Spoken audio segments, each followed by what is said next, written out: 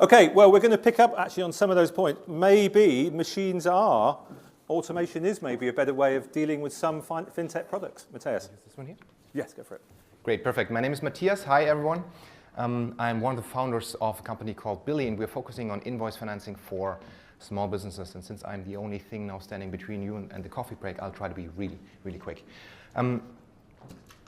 Billy is not the first company that we've founded. Actually, the first company we founded was in 2014, a company called ZenCap, SME online lender, which we later sold to Funding Circle. And after this sale, me and my team went out of Funding Circle to now build this new company. And what we're doing here is we're focusing on a market that's actually not a new thing. Invoice financing and working capital financing through factoring is actually a very, very big opportunity already. It's a 1.6 trillion euro market across Europe, with the largest countries being Germany, France, and the UK. But the interesting thing is, if you look at these numbers, what you'll find is that these numbers, these volumes are produced by very, very large financial institutions, by the largest banks across Europe, and they are serving mid to large caps corporates across these countries. So you won't find any small and tiny businesses in here. And that's because these very large financial institutions, they have very, very heavy processes and very manual processes, so the operational cost of attacking the long tail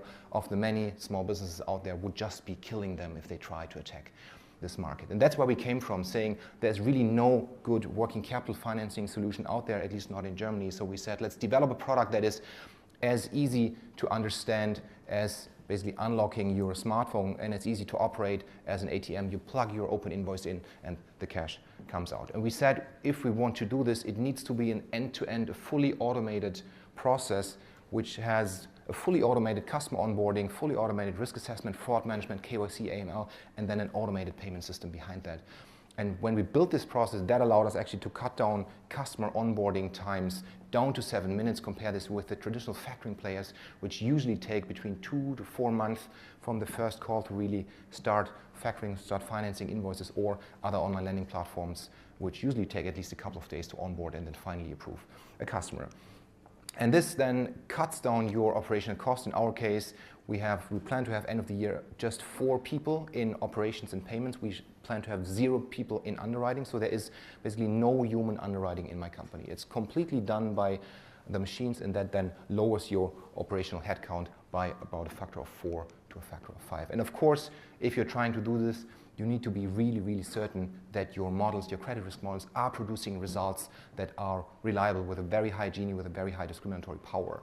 And since we are just a young startup, we are not even on the market for a year, for nearly 10 to 11 months now. Of course, we don't have the data. It's very clear. So we partnered with an external party that gave us access to a very, very large data set of 110 million transactions of exactly the SME segment we're targeting. And based on this data set, we've developed scoring models, bank scoring models, that are now helping us to assess these companies. But credit risk is not the only thing. If you want to build an end-to-end, fully digitalized process next to credit risk, you need to take care of fraud management. We are attacked by fraudsters every week. Since we are an online lending company, we never see the customers that we basically lend money to. We lend hundreds of thousands of euros to these customers. So of course they're trying to attack us and try to get money out of us. So having your fraud defenses up is really critical for the survival of your company. And then again, a point that many people are forgetting is KYC and AML processes. Many banks are struggling with exactly this point, identifying the companies, identifying signatories, identifying UBOs, and then PEP and sanction checking them against different databases. This is fully automated, and this saves a lot of time if you can do this. For an end-to-end, fully digitalized, fully automated lending process, there are many things that this process gives to you, but a couple of them I've brought you here. First of all, it's a very high reliability of your scoring. If you're scoring a customer today and score them tomorrow, you get exactly the same results. This is not the case if you're relying on human underwriting. If your underwriter grabs the phone and calls the customer, the result may change dramatically, for the better or for the worse. At least what you're doing here, you're reducing the noise, so you have a very, very reliable model. Second, in terms of behavioral scoring, we are not just scoring our customers when they come to us, we're actually rescoring them every night. Every night we're pulling the latest data from the bank accounts, from different data providers, public and private sources, to the database. Then we're rescoring customers. We can adjust the limits, we can adjust pricing, or sometimes we actually cancel a customer overnight. And this is only possible if you have a fully automated credit decisioning process. And third, of course, it's an incredible customer experience. Many of them are completely blown away. And if we're doing a good job or a bad job, what we usually do is we benchmark ourselves against the category leaders in the different segments. What I brought you here is data from Funding Circle, that's the purple line, and data from Market Invoice, that's the blue line. All of this is public information. So what you can see here, Market Invoice is actually very close to what my company is doing, and we are already by now at nearly 3 times the volumes that they've originated. But top line is nothing without the bottom line. So if we look at defaults and delinquencies, this is when it really becomes interesting. Our models produce at the moment 1.1% default rate. So these are invoices which will probably never get paid back, and 1.5% delinquencies. Delinquencies defined here as 30-day plus late.